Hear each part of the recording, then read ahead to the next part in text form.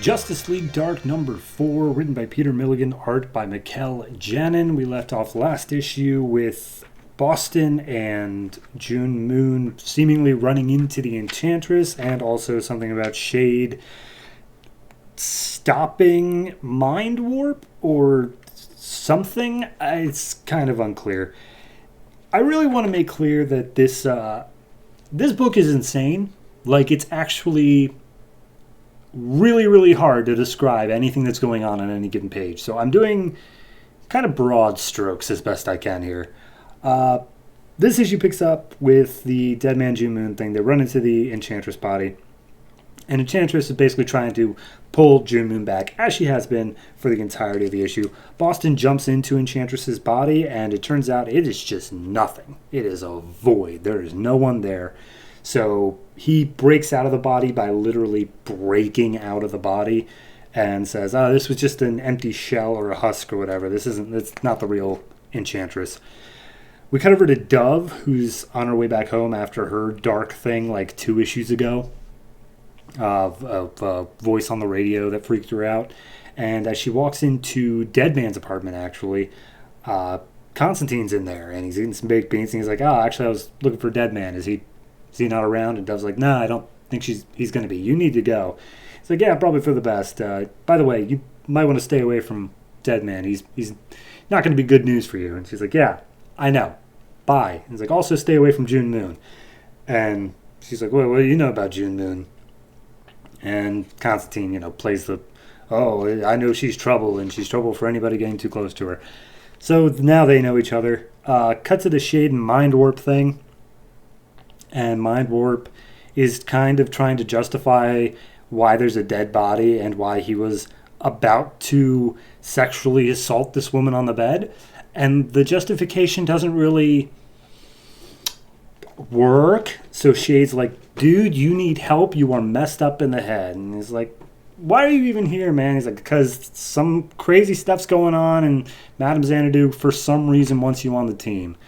And he's like, I'm not really a team player. By the way, you keeping me here is actually killing me because my seizure soul can't be detached from my body indefinitely.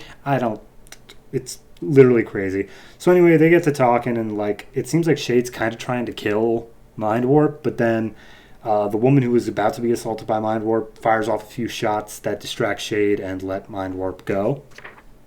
And then we just don't deal with that again. So then we get Xanadu saying how some more crazy stuff's going on around the world. Children are killing their caregivers with knives and stuff. People are hearing an endless loop of just this awful song, and they're killing themselves. Hordes of June Moons and Enchantresses are going around killing people. As such, random blondes are just being shot on sight because, they look like June, kinda. And Xanadu's like, I don't want to deal with this. I need more drugs. I'm going to go and try to get more drugs. So then we see Enchantress, wherever she is, she's freaking out, still saying oh, I need June. Go get me June. And all these different aspects of her. We're looking. We're trying. What do you want from us?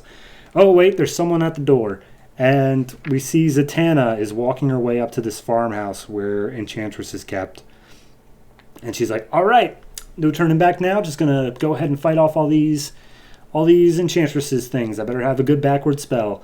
And then a couple of Junes walk up to stop her, and she uses a backward spell of out of my way, and then it didn't work. So they just start clawing at her and beating her up until she's bloodied, and she's like, all right, plan B. And she uses a spell on herself to be gone because their magic is more powerful than her magic, so she just used it on herself to retreat.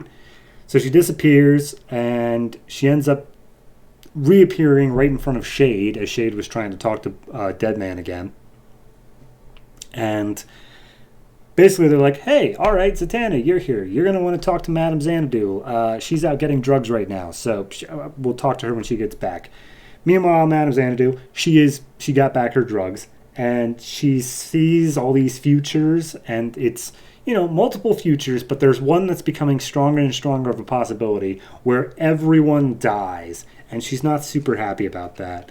But then once she gets back home, she takes her pills, and then Constantine shows up and just smacks Xanadu. So then Xanadu smacks him.